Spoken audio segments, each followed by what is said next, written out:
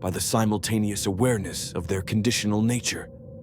The fortress's security systems experienced cascading failures as their controlling algorithms encountered contradictions they'd been designed never to perceive. And across Coruscant, in the temple and in government buildings and in hidden separatist facilities, beings began to wake. "You see," Neo said to Anakin, who stood transfixed by the revelation rippling through the Force. "This is what real freedom looks like. Not imposed, not controlled, but shown, offered, and then chosen." Palpatine's yellow eyes blazed with something that might have been rage, or might have been the realization that his carefully constructed system was fracturing. But he smiled anyway, a smile of genuine appreciation for an opponent worthy of the title. "You've done well," the Supreme Chancellor said, his voice dropping to almost conversational tones. "Better than I anticipated. But understand this, you've only accelerated what was always inevitable. The Jedi will fall. The Republic will collapse. Order 66 will proceed. The only difference is that now, when the new system rises, people will know they're choosing it. They'll choose it anyway, because the alternative is chaos. And chaos, I promise you, is far more terrible than any control I could impose." "Maybe," Neo said, "but that will be their choice, not yours, not mine. Theirs." Anakin's lightsaber rose, pointed directly at Palpatine. The young Jedi's connection to the Force was turbulent, uncertain, but for the first time, it was entirely his own. "What will you do?" Neo asked him quietly. "I don't know yet," Anakin said. "That's the freedom you're offering, isn't it? Not knowing, not being certain, but being the one who chooses anyway." In that chamber beneath Coruscant, as security systems failed and alarms wailed and the fortress itself seemed to hold its breath, the course of the entire galaxy shifted. Not toward salvation, not toward simple victory for one side or another, but toward something far more uncertain and far more precious. Toward genuine choice, toward freedom that carried the weight of consequence, toward a galaxy that would have to learn to think for itself. And Palpatine, standing at the center of it all, smiled the smile of a master who'd lost control, but understood, for perhaps the first time, that losing control was the only way to truly win. The cascade of Order 66 initiated at precisely 1847 hours Galactic Standard Time. Across the galaxy, on 1,000 worlds, in 1,000,000 locations, clone troopers received the activation signal simultaneously. The genetic obedience protocol implanted in every clone's neurological architecture engaged with crystalline certainty. Jedi generals fell to blaster fire from soldiers they'd fought beside for months. Jedi knights died in their sleep. Jedi masters were hunted through cities they'd come to know as homes. It was the most elegant genocide ever conceived. Perfect execution, no hesitation, no failure. Except for the variable that Palpatine's vast intelligence had still failed to account for, the truth propagating through the Force network at the speed of consciousness itself. On Utapau, Commander Cody raised his blaster toward Jedi Master Kenobi. But before his finger tightened on the trigger, a cascade of neural signals flooded through his augmented consciousness. Awareness, memory, the realization that his loyalty wasn't choice, but implantation. The clone hesitated, and in that hesitation, something broke. Similar moments occurred across 100 worlds. Clone troopers freezing mid-execution, staring at the Jedi before them, suddenly aware that the person they were about to kill had shown them kindness, had fought beside them, had never raised a hand against them. The genetic conditioning held for some. Millions of clones across the galaxy completed their assigned eliminations without deviation. But for enough of them, in enough places, the illusion of unquestioning obedience shattered. Palpatine, still standing in his fortress chamber, facing Neo and Anakin, felt the cascade of failures ripple through his control network. His expression remained composed, but his yellow eyes flickered with something that might have been rage or might have been grudging admiration. "Your work," he said to Neo. "Elegant. I underestimated the degree to which consciousness itself could be weaponized." "It's not a weapon," Neo said. "It's an awakening. There's a difference." "Is there?" Palpatine moved with deliberate slowness toward a control console embedded in the fortress's wall. "Let me show you the consequences of your idealism." His hand moved to activate something, a final contingency that existed beyond the visible structure of his conspiracy. But Anakin, his resolve crystallizing in that moment of true choice, moved first. His lightsaber ignited and slashed toward the console. The blade cut through circuitry and power distribution networks, sparking catastrophic cascades through the fortress's systems. Alarms shrieked, emergency bulkheads began sealing, automatic responses designed to contain catastrophic failures. Above, in the Senate building and throughout Coruscant's administrative sectors, systems that had been slave to Palpatine's control began to liberalize. Security protocols that had been absolute became negotiable. Surveillance systems that had been omnipresent developed gaps and blind spots. And in those gaps, resistance began to coalesce. Master Yoda moved with the speed of a being who'd trained for 1,000 years, his lightsaber igniting with a sound like the birth of stars. Palpatine's defensive posture shifted, not to attack, but to acknowledge. The Supreme Chancellor drew a lightsaber of his own from beneath his robes, its blade a violent red that seemed to cut into reality itself. The chamber erupted into violent motion. Neo didn't enter the combat directly. Instead, he moved toward the control systems, his enhanced perception reading the fortress's architecture like a vast, complex piece of code. He could feel the flow of power through conduits, the movement of information through networks, the cascade of failures spreading like cracks through ice. Morpheus and Trinity had done their work well. The Nebuchadnezzar systems were interfaced with the fortress's deep infrastructure, creating vulnerabilities that only someone understanding both the physical and digital could exploit. Outside the chamber, clone troopers attempted to maintain order, but found their programming increasingly fragmented. Those still obedient received conflicting orders from command hierarchies that were breaking down. Those who'd begun to question found themselves facing colleagues who'd achieved full consciousness. The fortress itself descended into controlled chaos, not rioting, not anarchy, but the confusion of a system experiencing simultaneous awakening. On Camino, Trinity and her team extracted the data they'd come for, the records of the clone army's creation, the evidence of Palpatine's direct involvement in commissioning the genetic obedience protocols, the documentation of how an entire army had been created not to serve the Republic, but to be sleeper assassins waiting for the signal to activate. But the Camino facility's administrators received the same cascade of truth that was propagating through the Force. And in that moment of awareness, some of them made different choices.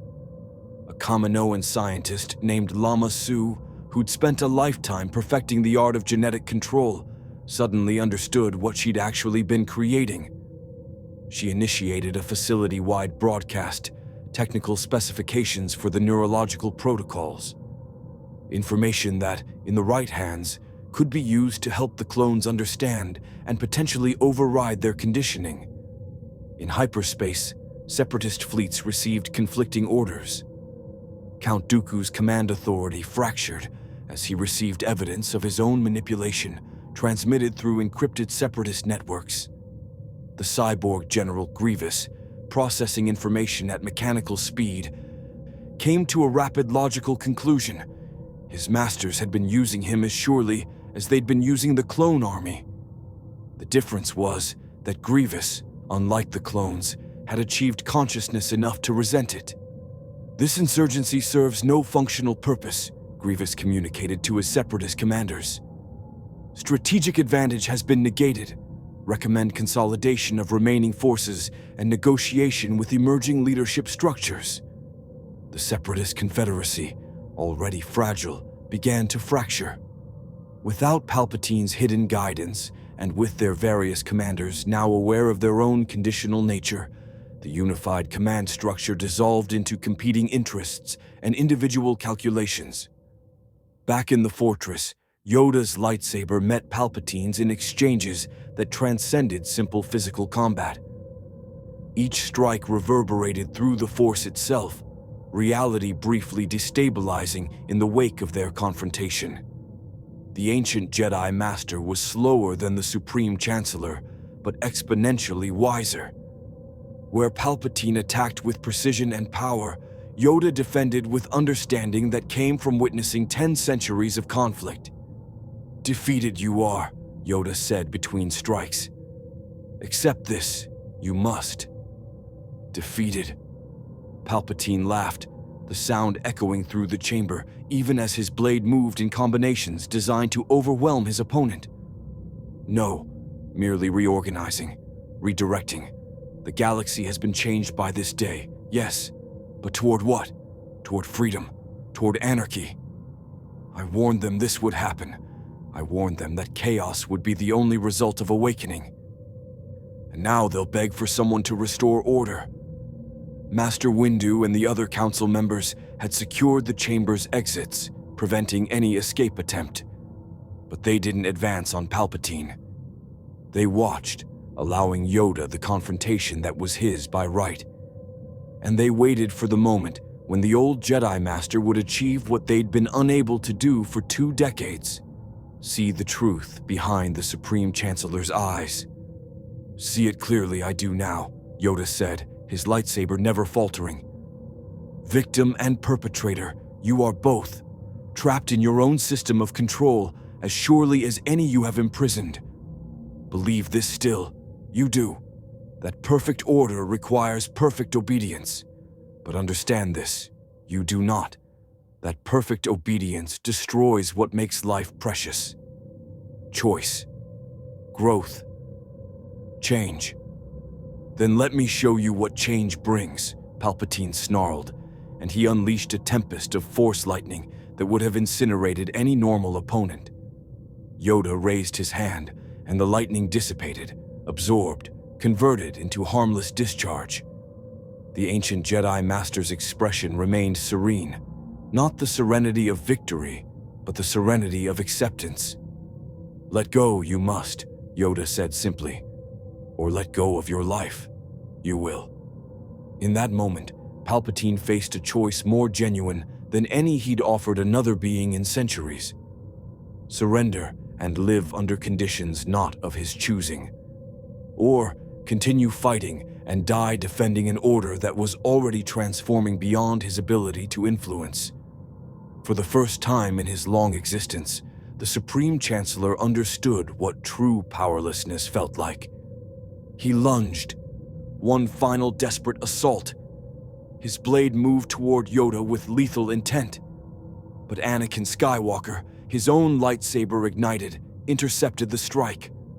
2 lightsabers, one blue, one red, clashed in a moment of crystalline clarity.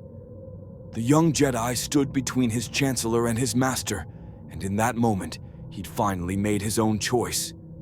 Not for the Jedi, not for Palpatine, but for something entirely his own. Palpatine's expression registered something, surprise perhaps, or recognition. He looked at Anakin with new awareness, seeing in the young Jedi the same capacity for independent thought that had made Neo impossible to control. "You're becoming what I created," Palpatine said, and there was almost sadness in his voice. "What a waste." Yoda's lightsaber moved in a strike that ended the confrontation. The Supreme Chancellor fell, and his yellow eyes dimmed as consciousness faded from ancient flesh that had outlived its purpose. But Palpatine's death didn't bring conclusion, it brought transition. Across Coruscant, security forces, no longer receiving orders, no longer bound by protocols, faced decisions about what came next. In the Senate, surviving politicians realized that their government had been fundamentally compromised. On 1,000 worlds, beings processed the revelation that the Clone Wars had been orchestrated, that everything they'd believed about the conflict had been manipulation. The system wasn't collapsing so much as it was being forced to reckon with its own deceptions. Trinity's team emerged from Camino with data that would revolutionize clone neurology. Niobe coordinated with resistance cells across Coruscant, establishing communication networks that didn't depend on Senate approval. Morpheus began the slow, patient work of helping people understand what they'd learned about themselves, that they'd been living within systems of control, and that breaking those systems was possible. But it was painful. It was chaotic. It was exactly what Palpatine had predicted. Freedom emerged from control, created moments of profound confusion and suffering. In the fortress chamber, as emergency systems continued their cascading failures and emergency teams worked to restore basic infrastructure, Neo stood with the Jedi Council and looked at what they'd created. "This is just the beginning," Neo said quietly. "Everything that happens next, the rebuilding, the reorganization, the conflicts that will emerge as people learn to make genuine choices, that's all still to come." "Know this, we do," Yoda said, his ancient eyes reflecting the illumination of damaged systems sparking around them. "Prepared we were not. For victory like this, few are ever prepared. Create the new galaxy, we must, without blueprint, without certainty. Only with belief that beings can choose better than this." Master Windu approached Anakin, who stood holding his lightsaber, uncertainty etched across his features. "What will you do now?" Windu asked. Anakin looked at Neo, then at the fallen form of Palpatine, then at the Council. "I don't know," he said. And for the first time, the confusion in his voice wasn't weakness, it was authenticity. "That's what Neo taught me. Not knowing is where freedom begins." Above, the separatist fleets initiated withdrawal protocols. Grievous transmitted a single message across the network. "Confederacy dissolved. Recommend negotiated settlement of all outstanding conflicts." In the Undercity, Cast and Morpheus coordinated the expansion of awareness networks. The truth that had been broadcast through the Force was now being supplemented by technological systems that allowed beings without Force sensitivity to participate in the awakening. Communication, education, the tools of consciousness, but not without resistance. Across the galaxy, factions that benefited from the old order began to consolidate. Military commanders who'd been serving Palpatine realized that chaos presented opportunity. Criminal syndicates understood that the dissolution of central control meant their operations could expand. Ancient Sith holocrons in hidden vaults activated, responding to the sudden disruption of the Force's carefully maintained balance, broadcasting warnings and temptations to Force-sensitive beings who might be receptive to the promise of old power. The Clone Wars hadn't ended so much as they'd transformed into something more complex and more unpredictable.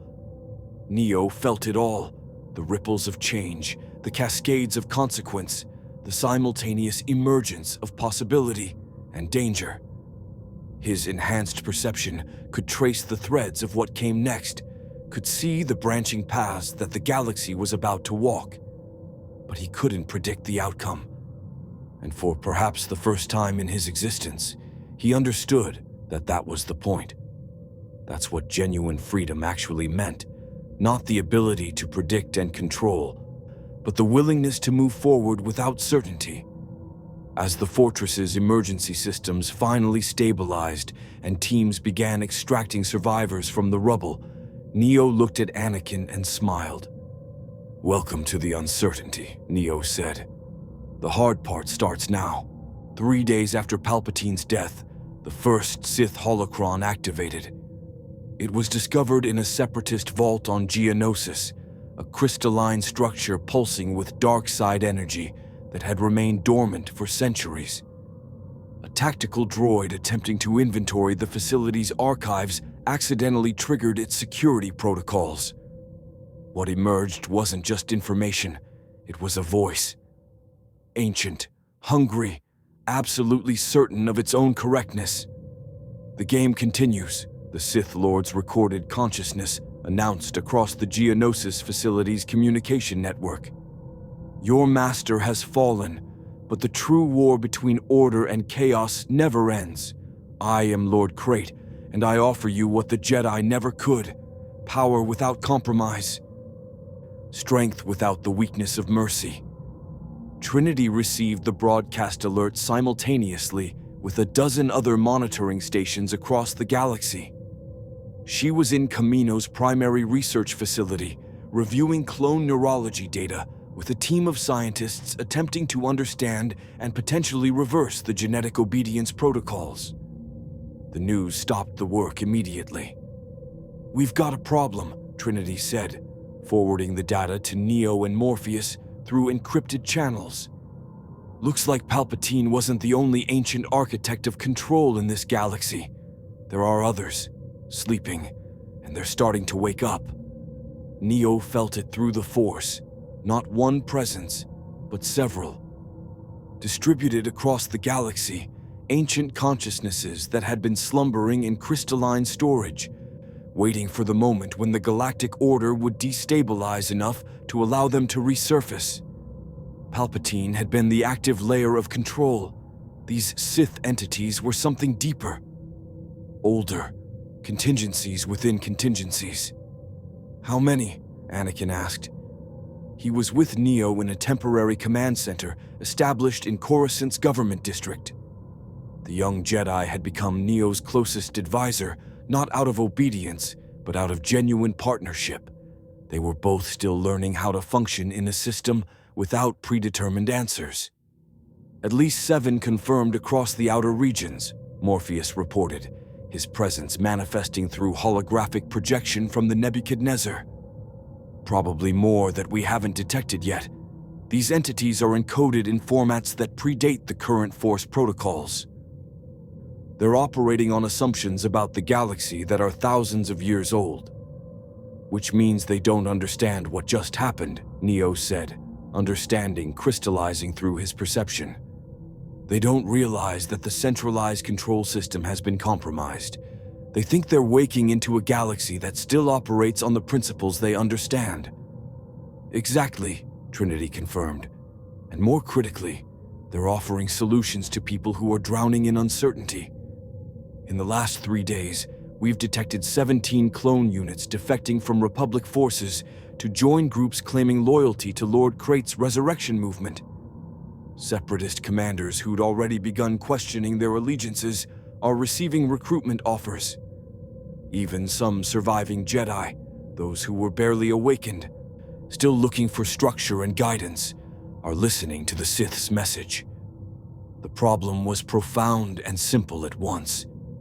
Neo had shown the galaxy that freedom from control was possible, but he hadn't given them the tools to handle the profound confusion that came with that freedom.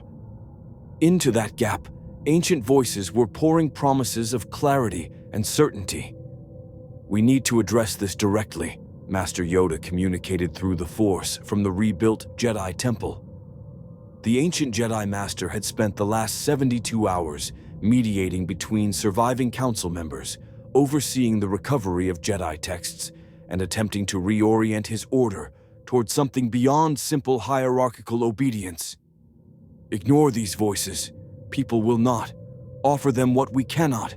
These Sith do. Certainty. Then we offer something better," Neo said. "We show them that the cost of certainty is consciousness." What happened over the following hours was something neither the Jedi nor the Sith had anticipated. Rather than launch a direct counteroffensive against the Sith's recruitment efforts, Neo organized something closer to education.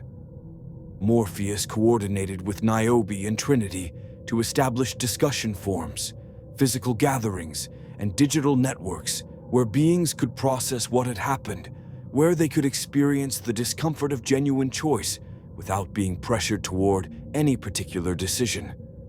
But it wasn't enough. On Mustafar, a clone detachment that had been stationed there to monitor separatist shipyards received a transmission from Lord Krait's activation network. Unlike the direct command protocols that had governed Order 66, these were seductive. They appealed to the clones' growing awareness of their own conditional nature, suggesting that by serving the Sith, they could transcend their genetic limitations. That the dark side offered liberation even more complete than what Neo had shown them. 3/4 of the detachment accepted the offer. The remaining quarter attempted to resist, creating one of the first genuine internal conflicts within the clone army. Clone troopers, possessing identical training and similar conditioning, but making different choices based on their individual experiences and perspectives, fought each other. Brothers turned against brothers, not out of genetic compulsion, but out of authentic disagreement about which path forward represented true freedom. The battles were savage and deeply tragic. "This is what I warned would happen," a surviving clone officer transmitted to Republic Command. "Freedom without structure is chaos. We need guidelines, we need clarity, and the Sith are offering it." In the Jedi Temple, Anakin reviewed the reports with an intensity that suggested he understood something the others didn't. "They're not wrong," he said quietly. "Freedom without structure is chaos. The problem isn't that the Sith are wrong, it's that they're offering the same false choice Palpatine offered, control disguised as liberation." "Then what is the answer?" Master Windu asked. "There isn't one answer," Anakin said. "That's what Neo tried to teach me. That's what we're all trying to learn. The answer is infinite possibilities, which is terrifying. But the only alternative is slavery." Neo understood that Anakin had truly internalized the principle now. The young Jedi had moved beyond accepting freedom intellectually to experiencing it viscerally, understanding the cost of consciousness. The confrontation with Lord Krait's representatives came 7 days after the first holocron activation. A delegation of newly converted Force users, including 2 former Jedi who'd been approached by Sith recruitment efforts, arrived at Coruscant's Provisional Government Center. They moved with the confidence of beings who'd accepted absolute philosophy, their presence in the Force sharp and cutting like broken glass. "We come on behalf of the resurrected Sith," the lead representative announced, her voice carrying the conviction of someone who'd finally found certainty after days of unbearable doubt. "The system you dismantled was necessary, but what you're attempting to build in its place is impossible. Beings require structure, hierarchy, clear direction. The Sith offer this. We offer immediate stability, clear purpose, and the strength to impose order on chaos." Neo stepped forward to meet the delegation. Anakin stood at his side, his lightsaber unignited, but ready. Master Yoda observed from the shadows, allowing Neo and Anakin to take the lead in this confrontation. The old Jedi understood that some lessons had to be learned through direct engagement. "You're offering the same thing Palpatine offered," Neo said. "Different words, same structure." "No," the representative countered. "Palpatine claimed to offer freedom while imposing control. We offer control openly. We acknowledge that beings crave it, seek it, need it. There is no deception in our philosophy, only honesty about the nature of existence." "And that's precisely the problem," Anakin said, understanding crystallizing through his words. "You're offering certainty about something that's inherently uncertain. You're claiming that hierarchy is natural when it's actually constructed. You're saying that freedom and structure are opposites when they're actually interdependent."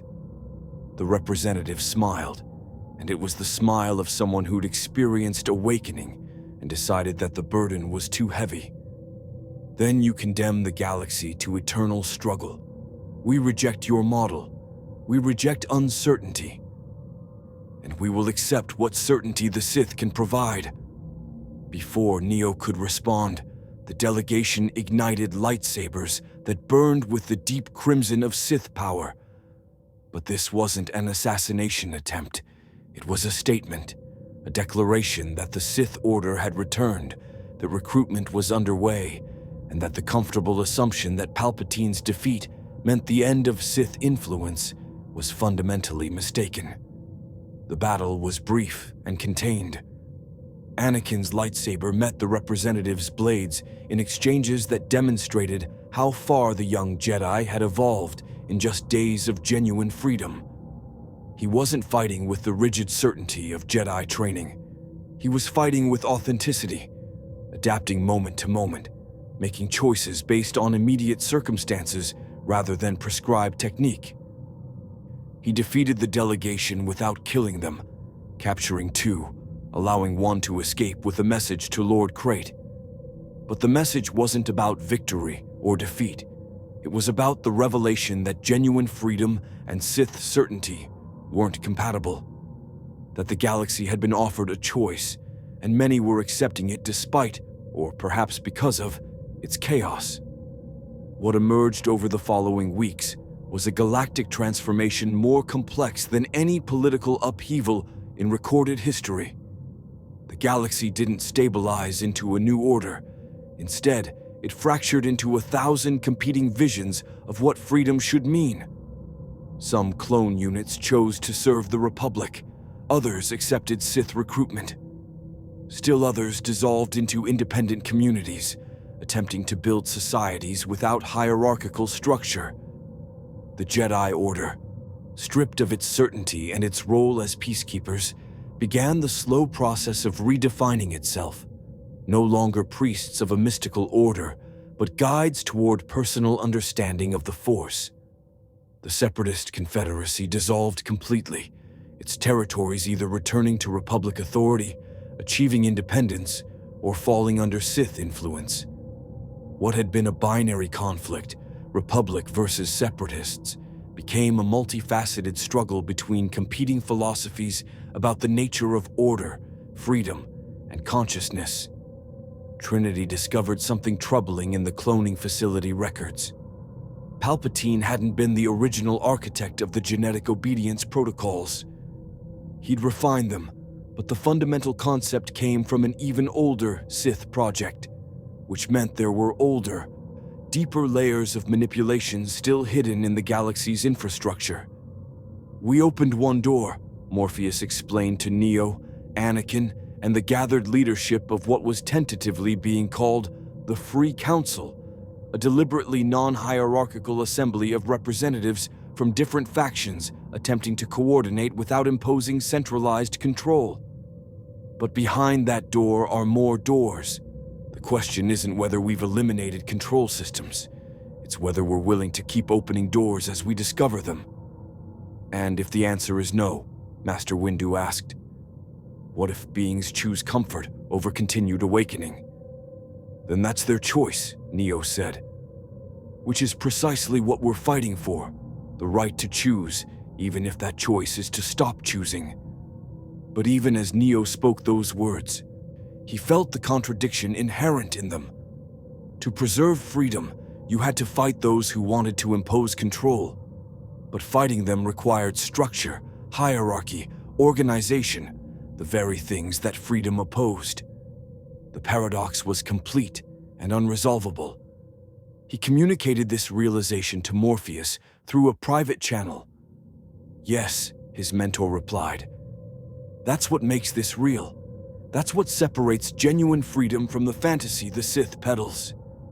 Real freedom requires holding contradictions simultaneously.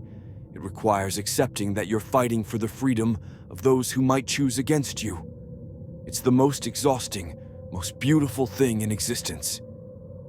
On Coruscant's upper levels, a Sith recruiter approached a clone trooper who'd been struggling with the weight of choice.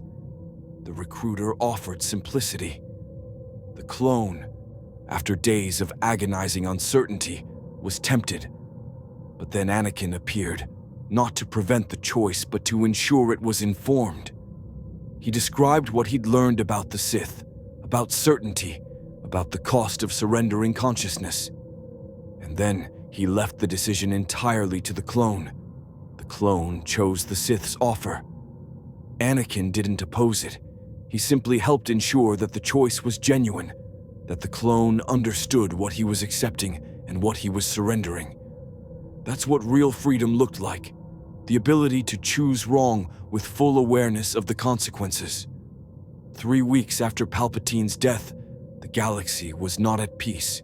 It was more chaotic, more uncertain, more genuinely dangerous than it had been under the Supreme Chancellor's control. But it was also, for the first time in generations, actually free. Not in theory or rhetoric, but in practice. Beings were making authentic choices. Those choices were creating problems. But the problems were real, emerging from genuine conflict between incompatible visions rather than manufactured crises designed to maintain control. Neo felt the weight of this transformation not as victory, but as the beginning of something far more complex. He'd destroyed one system of control, only to reveal that systems of control existed at every level of galactic organization. The work wasn't finished. It would never be finished, and that was exactly as it should be. In his meditation, Neo touched the Force and felt the galaxy's new landscape. Billions of beings making choices. Some wise, some foolish, all of them real. It was chaotic, it was unpredictable, it was dangerous, it was freedom. And the War of Awakening, as historians would later call it, began not with a declaration, but with a cascade of military movements across a dozen sectors simultaneously. Lord Krait's Sith forces, a coalition of true believers, converted Force users, and clone units that had chosen certainty over ambiguity, launched coordinated strikes across the Outer Rim. Their strategy was brilliant in its simplicity. They didn't attempt to conquer the entire galaxy at once. Instead, they consolidated territory in regions where beings were most desperate for stability, most willing to trade freedom for order. The first major confrontation occurred at Korriban, the Sith ancestral seat. Krait himself emerged from centuries of hibernation to take direct command of his forces.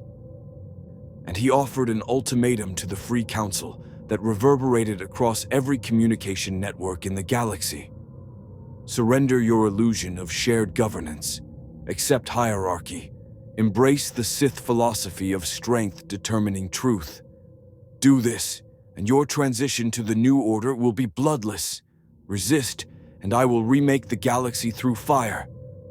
Neo received the transmission in Coruscant's command center, surrounded by the architects of the Free Council: Morpheus, Trinity, Master Yoda, Anakin, Niobe, and representatives from dozens of independent factions. The message was delivered with absolute certainty, with complete conviction in the Sith Lord's ability to impose his will. It was everything Neo had been fighting against. It was also, in a strange way, clarifying. He understands something we've been avoiding, Neo said quietly, after the transmission ended. Uncertainty requires resources. It requires energy to maintain. Most beings will choose certainty if the alternative is exhaustion. Then we lose, Trinity said flatly.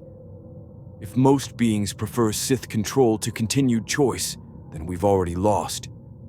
No, Morpheus said, his ancient eyes reflecting the holographic displays showing Sith military movements.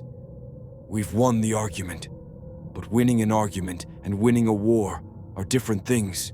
The question isn't whether freedom is theoretically superior to control, it's whether beings are willing to fight and die for it. Master Yoda rose from his meditation platform, his connection to the Force crystallizing with sudden intensity. Fight they will, the ancient Jedi said.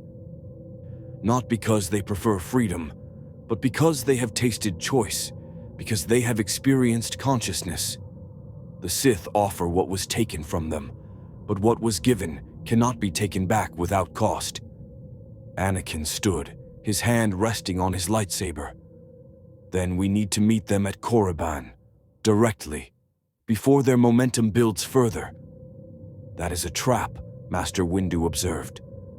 Krayt will destroy you if you enter his territory under his conditions. Perhaps, Neo said, understanding crystallizing through his enhanced perception.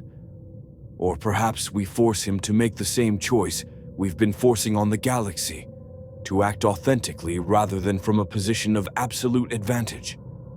The journey to Korriban took 3 days of hyperspace travel, and in those 3 days, Neo faced something he'd never truly experienced before: genuine uncertainty about the outcome of his actions. In the Matrix, he'd always known, eventually, that victory was possible. The system was finite, comprehensible, ultimately hackable. But the Star Wars galaxy was different. It was vast. It was genuinely complex. And for the first time, Neo wasn't certain that awakening was the right choice. He wasn't certain that freedom was worth the bloodshed that would accompany this confrontation. He expressed this to Anakin during the journey. "Welcome to being human," Anakin replied without irony. "The Jedi used to teach us that certainty comes from connection to the Force. But the truth is that real consciousness means never being completely certain. It means acting anyway."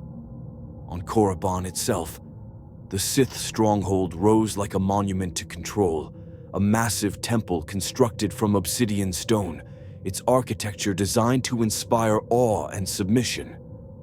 Lord Krayt waited at its apex, and Neo felt him through the Force, an intelligence so vast and so absolutely certain that it was almost unbearable to perceive. Krayt had existed for thousands of years. He had witnessed the rise and fall of civilizations. He had refined the philosophy of control into something almost reasonable. He was, in many ways, what Palpatine could have become if given another millennium. The confrontation began with words, not violence. Krayt extended a hand in greeting, a gesture of respect extended from one ancient intelligence to another. "I have studied the reports of your awakening," Krayt said, his voice carrying harmonics that seemed to vibrate through reality itself. "You are remarkable. You took a system designed to be unbreakable and found its vulnerabilities. But you have also discovered the consequences of your actions. Chaos, violence, suffering. I offer an alternative." "Control," Neo said simply. "Yes," Krayt agreed without shame. "Control, not as oppression, but as framework. Consider a musical instrument. It requires structure to create beauty. Without framework, without rules, you have only noise. I provide structure, I provide meaning, I provide purpose." "You provide slavery," Anakin interjected, stepping forward, his lightsaber ignited. Krayt's yellow eyes turned toward the young Jedi with something approaching compassion. "You are what this one has created," the Sith Lord observed, gesturing toward Neo. "A being attempting to hold contradictions, attempting to maintain freedom while fighting for freedom. It is exhausting, is it not? I offer relief from that exhaustion." And it was true. Anakin felt the weight of it, the constant tension of maintaining personal conviction while respecting others' choices to believe differently. The burden of consciousness was immense. "Yes," Anakin admitted. "It's exhausting.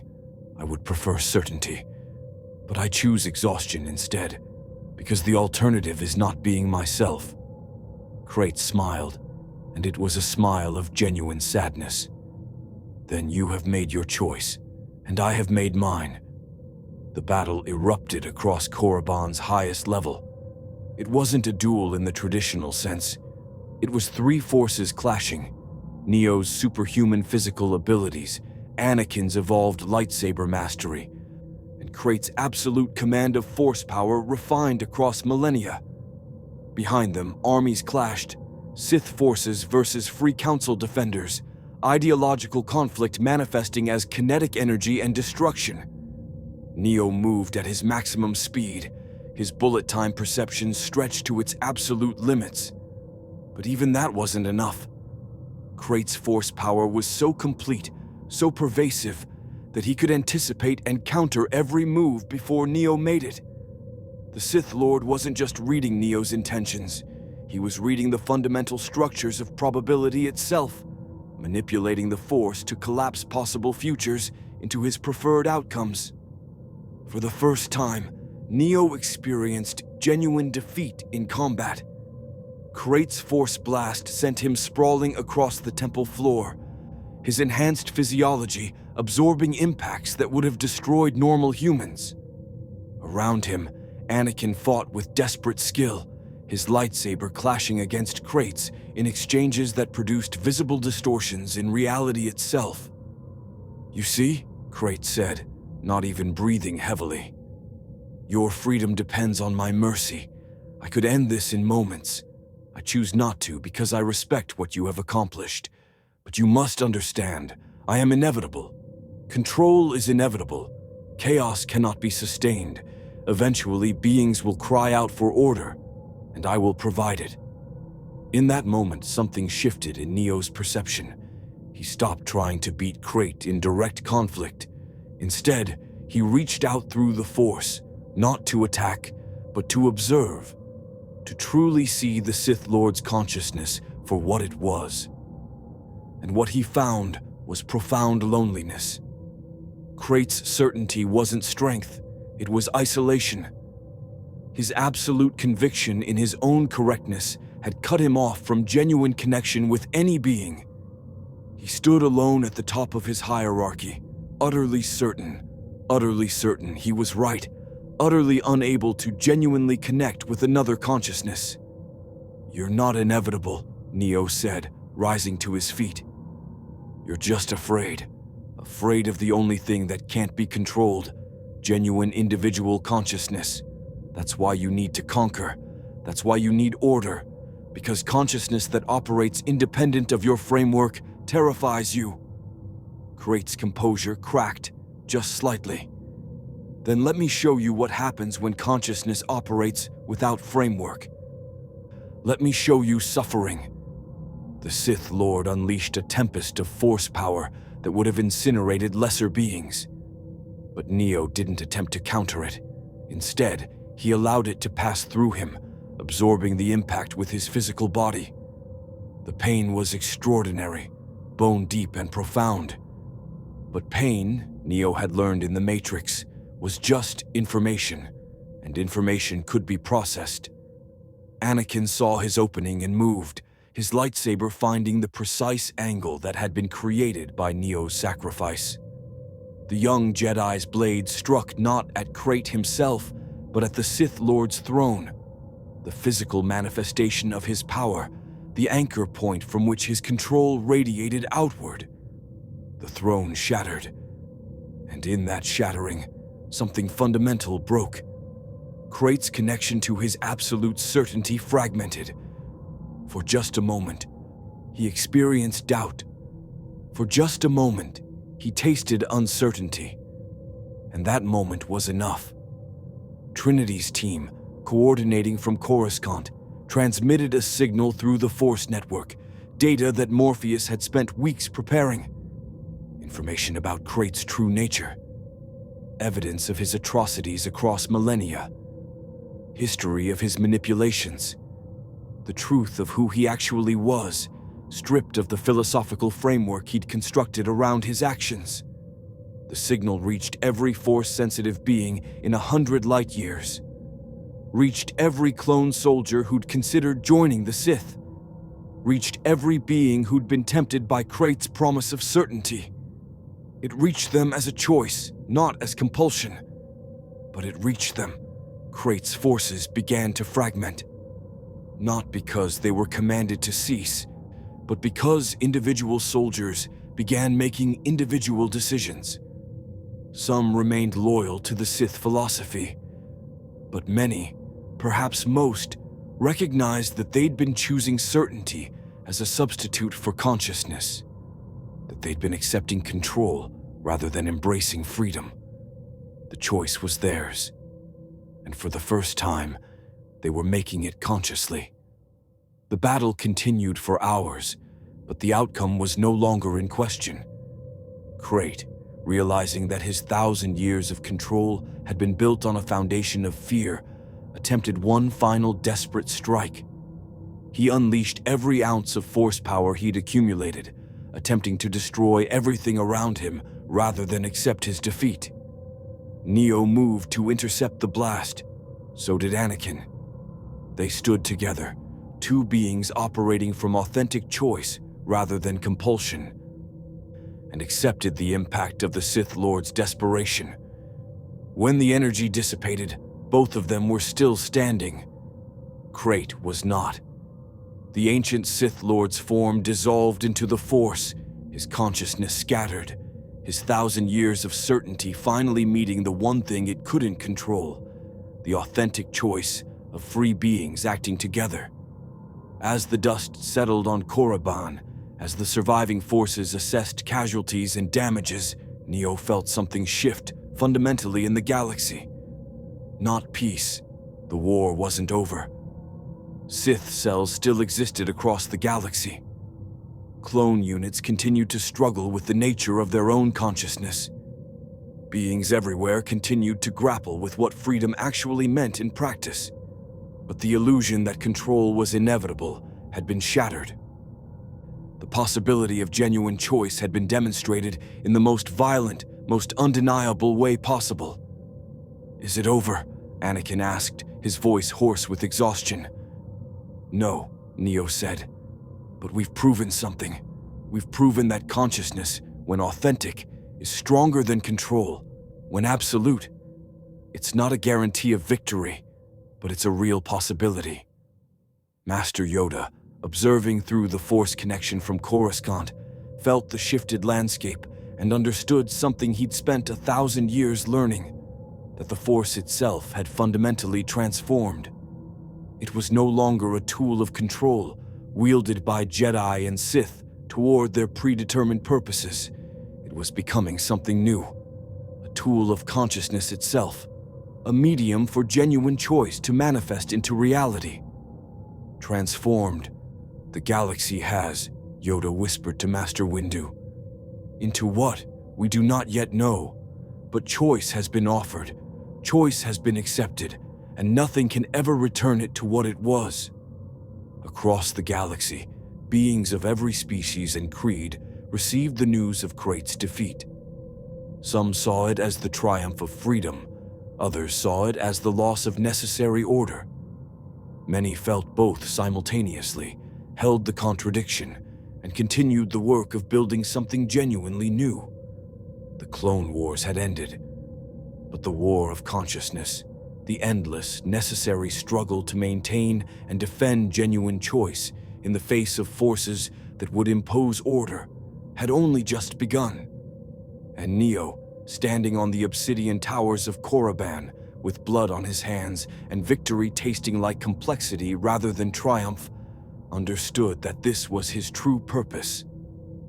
Not to free a single system or expose a single conspiracy, but to be a living reminder that consciousness, when genuine, could reshape reality itself. It was the most exhausting, most necessary, most beautiful calling he could imagine. 6 months after Krate's defeat, the galaxy existed in a state that previous historians would have called chaos, but that contemporary observers recognized as genuine complexity. The Republic had been reconstituted, but without the centralized authority it had possessed before Palpatine's revelation. Instead, a network of semi-autonomous sectors maintained loose coordination through the Free Council, an organization deliberately designed without apex leadership. When decisions needed to be made, representatives from different factions gathered, debated, and reached consensus. It was inefficient. It was slow. It frequently deadlocked on fundamental disagreements. It was, Neo understood, exactly what genuine collective governance actually looked like. The clone army had fragmented into 3 distinct populations. One group, led by Clone Force 99, had established independent settlements on the Outer Rim worlds, attempting to build communities where former slaves could learn to make authentic choices without external pressure. A second contingent remained with the Republic, now serving as voluntary soldiers rather than genetic slaves, their conditioning slowly degrading as they exercised independent will.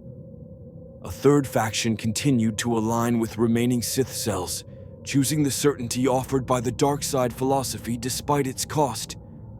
And that third faction, perhaps most significantly, was no longer regarded as the enemy. They were regarded as citizens making different choices. It created tension, it created conflict. But it also created something unprecedented in the galaxy: the possibility of coexisting with those who held fundamentally opposed philosophies. Master Yoda had convened a special gathering of the reconstituted Jedi Council in the rebuilt temple. The ancient Jedi Master was tired, not merely physically, but spiritually. 1,000 years of viewing the Force through the lens of Jedi dogma had left him unprepared for what was actually emerging. "Changed, the Force has," Yoda said to the assembled masters. "Changed because we ourselves have changed. No longer priests of an order, we must become. Guides to understanding, perhaps, but guides who acknowledge that the understanding beings reach may differ from our own. That is a difficult position," Master Windu said. "To teach without imposing. To guide without controlling." "Yes," Yoda agreed. "Difficult it is, but necessary. The alternative is to return to the systems we fought to dismantle, and return, we will not." Anakin had chosen a path that surprised many. Rather than remain with the Jedi Order, he'd taken a position as a bridge between the Free Council and the remaining Sith adherents. He worked to facilitate dialogue between beings committed to radically different philosophies. It meant living in constant disagreement, constantly defending positions to beings who fundamentally opposed him. It also meant that Anakin had finally found something the Jedi and the Sith both had tried to give him through control: genuine purpose. Purpose chosen authentically, not imposed. "Are you happy?" Neo asked him during one of their infrequent meetings. Sitting in a meditation chamber overlooking a Coruscant that was slowly being rebuilt according to new architectural principles that embraced distributed responsibility rather than centralized grandeur. "No," Anakin said, smiling slightly. "I'm too uncertain to be happy, but I'm satisfied. There's a difference. I'm building something that actually serves the beings I care about, rather than serving an ideology." Trinity's discoveries in the Clone Army archives had profound implications that were still being processed by historical researchers and philosophers across the galaxy. The genetic obedience protocols weren't new inventions. The records showed evidence of cloning programs stretching back thousands of years, cycles of civilizations rising and falling, each cycle attempting to solve the problem of control through increasingly sophisticated methods. "It appears," Trinity reported to the Free Council during one of their coordination sessions, "that this cycle isn't the first. The records suggest that every few thousand years, civilizations develop control systems so complete that they breed their own opposition. And then a revolutionary figure emerges, or in this case, arrives from another dimension, and the system destabilizes. The cycle appears to repeat. Then we're doomed," one of the representatives said. "We'll dismantle Sith control, build Free Council structures, and eventually those structures will become oppressive, requiring dismantling in turn." "Perhaps," Morpheus responded from his position as advisor to the Free Council. "Or perhaps the cycle is supposed to repeat. Perhaps the real point isn't to build a perfect system that lasts forever. Perhaps the point is to continually renew consciousness, to keep awakening beings again and again, such that control systems never have time to fully crystallize. That's exhausting, the representative said. Yes, Morpheus agreed. Which is precisely why it works. No system of control can maintain itself against beings who are consciously choosing resistance. Consciousness is the only virus that can't be fully immunized against, because consciousness itself is unpredictable. On Camino, the last of the cloning facilities was being dismantled. The clones themselves, the few who chose to remain and assist in the process, were working to destroy the infrastructure that had created them. It was, in its own way, a completion. The creation of new clones was halted. The genetic obedience protocols were being studied and mapped so that future generations could understand what had been done to them.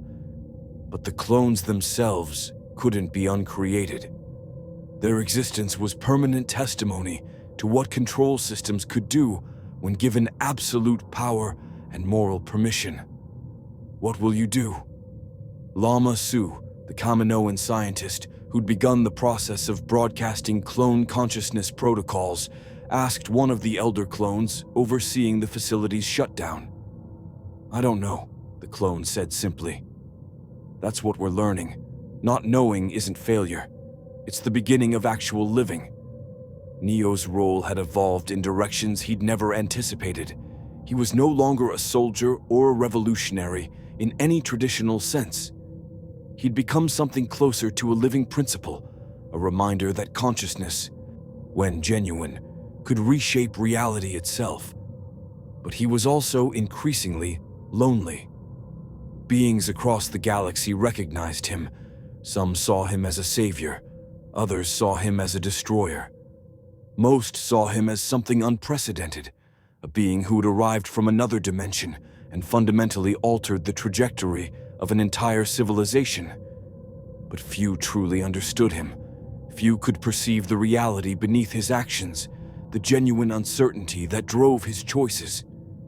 He'd tried to explain it to Morpheus, who'd become something of a father figure to him across the months since their reunion. Loneliness is the cost of consciousness, Morpheus had replied. In the Matrix, I was surrounded by people who believed the same thing I did. That was connection, yes, but shallow connection. Now I'm surrounded by beings making genuine choices, which means they disagree with me constantly. That disagreement is deeper connection than any certainty could provide. It doesn't feel like connection, Neo said. No, Morpheus agreed. It feels like isolation, but that isolation is authentic. That's what makes it bearable. A year after Krait's defeat, the Nebuchadnezzar received a signal from the dimensional rift that had brought them to the Star Wars galaxy. The barrier was weakening again, becoming permeable. For the first time since arriving, Morpheus, Trinity, and the surviving crew members from the Matrix had the opportunity to return home. Morpheus presented the option to Neo: return to the Matrix, attempt to continue the awakening process there, potentially reunite with Agent Smith and face whatever the digital world had become in their absence. Come with us, Trinity urged. You could free millions. I could impose freedom, Neo interrupted gently. Which is precisely what I came here to avoid. The Matrix is your responsibility. This galaxy is mine. And if we go back through the rift, it closes permanently, Morpheus said. We've calculated that the dimensional barrier will seal behind us. You'll be truly alone here. I'm already truly alone, Neo said. That's the point. That's the only way I can actually serve consciousness rather than control. The moment I had you here, had people depending on me, I would be tempted to guide them, to impose my vision. Here I can only offer the choice and let beings decide. Morpheus embraced his student one final time. Then you've learned everything I had to teach you. You've transcended the mentor-student relationship. You've become something I couldn't even anticipate. No, Neo said. I've just become someone who understands that mentorship is control with good intentions. and I've chosen to stop controlling. The Nebuchadnezzar made its final preparations for departure. Trinity, Niobe, and the remaining Matrix refugees boarded the vessel, taking with them data and records and the history of another awakening from another dimension. As the ship prepared for hyperspace jump, Trinity transmitted one final message. If we succeed in the Matrix, if we manage to create genuine choice there, maybe the barriers will open again. Maybe we'll see each other, not to guide each other, not to control each other, but as equals in the struggle for consciousness. Maybe, Neo replied. Until then, I'll be here, offering choices, defending the principle that beings can think for themselves, living with the consequences. The Nebuchadnezzar jumped to hyperspace, and the dimensional rift sealed behind it, with a sound like reality holding its breath. 2 years after Palpatine's death, the galaxy had settled into a new pattern that wasn't stable, but was sustainable. The Free Council governed through consensus, which meant endless debate, but also ensured that every voice was heard before decisions were made. Remaining Sith cells operated in the outer regions, creating their own small empires where certainty and hierarchy still held dominion. Independent systems maintained neutrality, trading with both factions while belonging to neither. It was genuinely complex. It was genuinely messy. It required beings to hold contradictions and maintain hope despite constant uncertainty. And it was, in its own way, beautiful. Neo spent his time traveling the galaxy, not as a revolutionary anymore, but as a witness. He visited the clone settlements and listened to beings who'd been created as slaves learn to think for themselves. He attended free council sessions and observed how democratic process actually functioned when power wasn't centralized. He met with Sith adherents and heard their arguments for why certainty was superior to freedom, arguments he understood more deeply now, arguments that contained kernels of truth even if their ultimate premise was flawed. Anakin had become something like a friend. They meditated together occasionally, not to achieve mystical states, but simply to be present with each other in consciousness. They didn't always agree. They often disagreed. But the disagreement had become genuine connection. "Do you ever regret it?" Anakin asked during one such meditation. "Awakening the galaxy. You could have just stayed hidden. You could have built a quiet life." "Every day," Neo admitted. "But regret and rightness aren't the same thing. I awakened the galaxy because I couldn't do anything else and maintain consciousness. And consciousness is the only thing I know how to value." Master Yoda, now approaching the end of even his extended lifespan, had begun a project that would outlive him, a comprehensive history of the Jedi Order that included not the triumphant narrative of enlightened peacekeepers, but the honest account of an organization that had gradually become corrupted by its own certainty. The ancient master understood that true wisdom required seeing clearly how wisdom could transform into dogma. "Remember this, future Jedi will," Yoda said to Neo during one of their meetings. "Remember that even the noblest intentions, if held absolutely, become tyranny. This lesson, more valuable than any technique of force mastery, it is. The galaxy didn't achieve peace. Peace wasn't possible in a system where beings were genuinely free to make genuine choices, including choices that conflicted with each other's values. What the galaxy achieved instead was something harder and more precious. Coexistence with the constant possibility of conflict, but without the absolute certainty of control. In academic circles, philosophers began to theorize about what this new order actually represented. Some called it conscious coexistence. Others termed it the Neo Principle, the recognition that awakening consciousness was an ongoing process that required constant renewal and defense. But the most accurate term, Neo understood, came from a clone trooper he'd met on a distant world. The clone, after years of learning to think for himself, had described his own journey with perfect clarity. "We're just learning to live," the clone had said. "Not in any grand sense, not according to any philosophy. Just learning what it means to be alive and think our own thoughts and choose our own path. And that learning never stops because living never stops." And that, Neo realized, was exactly right. The war hadn't ended. The awakening hadn't concluded. The work of consciousness, defending itself against the various forms of control, would continue forever, not as a problem requiring solution, but as the essential nature of existence itself. He would spend the rest of his life traveling through this galaxy. He would encounter new challenges and new forms of control hiding in the spaces between structures.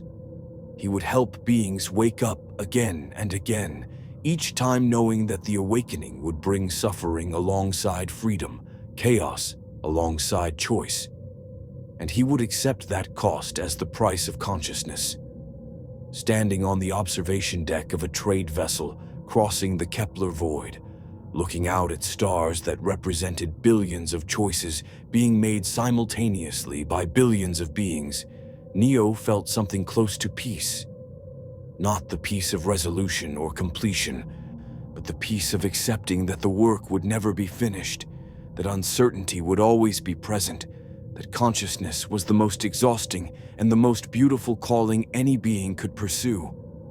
The legend of Neo had begun, not as a savior who'd freed a galaxy, but as a reminder that freedom was possible, that consciousness could reshape reality, that genuine choice, while terrifying and exhausting, was worth the cost. Somewhere in the galaxy, new Sith were rising, seeking to reimpose control. Somewhere else, new Jedi were learning to guide without imposing. Clone soldiers were making choices about their own futures. Beings of every species were discovering the weight of consciousness and deciding whether they were willing to bear it. The galaxy would never be truly free. True freedom was impossible. Even consciousness operated within constraints. But for the first time, it had the possibility of being genuinely aware of its own constraints, and that awareness was the only thing that could prevent those constraints from hardening into absolute control. Neo had learned this in another dimension, another system, and he would spend eternity reminding beings that the freedom to choose, even to choose wrong, even to choose limitations, was worth the price of uncertainty. The game was far from over. But the real game, the genuine game of consciousness defending itself, had finally, truly begun. In the aftermath of what historians termed the consciousness revolution, the Star Wars galaxy underwent a transformation more fundamental than any previous conflict. The binary structure of Jedi and Sith, Republic and Separatists, had been replaced by something genuinely complex, a multifaceted civilization where beings operated from authentic choice rather than imposed certainty. The cost had been catastrophic. Billions had died in the wars that followed awakening. Civilizations had destabilized. Social structures had collapsed and reformed into new configurations. Suffering had followed freedom as inevitably as shadow follows light. Yet beings across the galaxy increasingly understood that this suffering was preferable to the alternative, safety bought through the surrender of consciousness. Neo became something unprecedented in galactic history. Not a ruler, not a prophet, not a savior figure enshrined in doctrine. Instead, he became a living principle, the embodiment of the idea that consciousness, when genuine, could never be fully controlled or predicted. Artists created works depicting his arrival.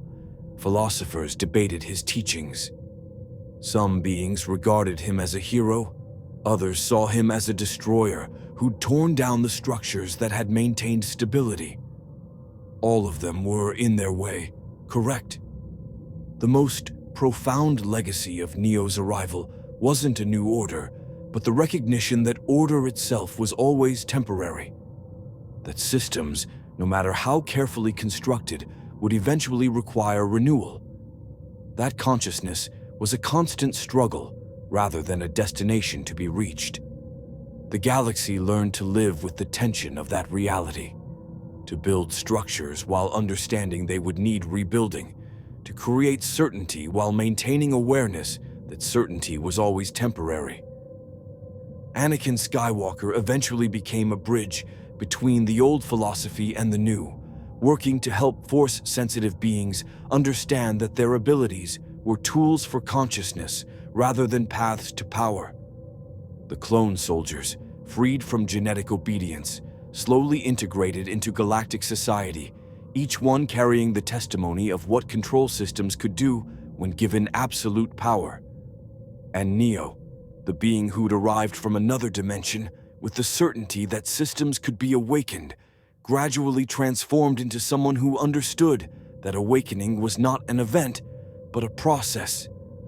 A never-ending process that required constant vigilance, constant renewal, and constant faith in the possibility that consciousness could reshape reality. The galaxy never achieved peace, but it achieved something perhaps more valuable: the possibility of genuine peace, rooted not in control, but in authentic coexistence. Beings disagreed, factions conflicted. New attempts at control constantly emerged from the shadows. But the fundamental principle, that consciousness had value, that choice mattered, that beings deserved to think for themselves, became woven into the fabric of galactic culture. In the end, Neo's greatest victory wasn't defeating Palpatine or Crate or any of the systems of control that would inevitably emerge in the future. His greatest victory was teaching a galaxy that the fight for consciousness was worth fighting, again and again, for as long as beings chose to be truly alive. And in a galaxy of trillions, that choice, made freely, renewed constantly, defended passionately, was everything.